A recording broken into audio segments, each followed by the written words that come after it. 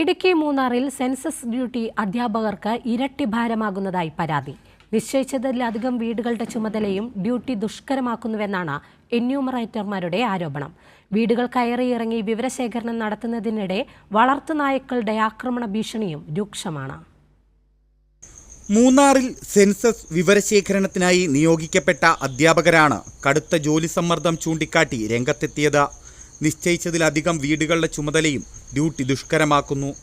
വീടുകൾ തോറും കയറിയിറങ്ങി വിവരങ്ങൾ ശേഖരിക്കുന്നതിനിടെ വളർത്തുനായകളുടെ ആക്രമണ ഭീഷണി നേരിടേണ്ടി വരുന്നതായി എന്യൂമറേറ്റർമാർ പറയുന്നു. ചില വീടുകളിൽ നായ്ക്കളെ നിയന്ത്രിക്കാത്തതിനാൽ വിവരശേഖരണം പോലും പൂർത്തിയാക്കാൻ കഴിയാത്ത സാഹചര്യമെന്നാണ് പരാതി. இந்த மாதம் ஃபுல்லாக நாங்கள் இந்த சென்சஸ் டியூட்டியோட பாகமாக எல்லா வீடுகளும் சந்தித்து அவங்களோட டேட்டா கலெக்ட் பண்ணிகிட்டு இருக்கோம். அப்போ எங்களுக்கு இந்த எனுமரேட்டர்மாருக்கு கொஞ்சம் புத்திமுட்டெல்லாம் இருக்குது. என்ன அப்படின்னா, போகிற இடங்கள்லாம் நாய்களோட தொந்தரவு ரொம்ப அதிகமாக இருக்குது. எனக்கே നായ്ക്കടി കിടച്ചത് ഫസ്റ്റ് നാളെ. സെൻസസ് ഡ്യൂട്ടിയുടെ ജോലിഭാരവും അധ്യാപകരെ വലയ്ക്കുകയാണ്. ഒരാൾക്ക് പരമാവധി 200 വീടുകളുടെ ചുമതലയെന്ന മാനദണ്ഡം നിലനിൽക്കുമ്പോഴും ചിലർക്ക് 375 വീടുകളിൽ വരെ വിവരശേഖരണം നടത്തേണ്ടി വരുന്നുവെന്നാണ് പ്രധാനപ്പെട്ട ആരോപണം.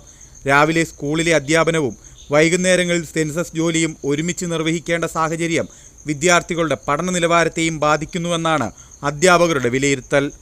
ഞങ്ങൾ 2027 സെൻസസ് ഡ്യൂട്ടിയുടെ ഭാഗമായിട്ട് എന്യൂമറേറ്റർ ഡ്യൂട്ടി ജോലി ചെയ്തുകൊണ്ടിരിക്കുകയാണ്.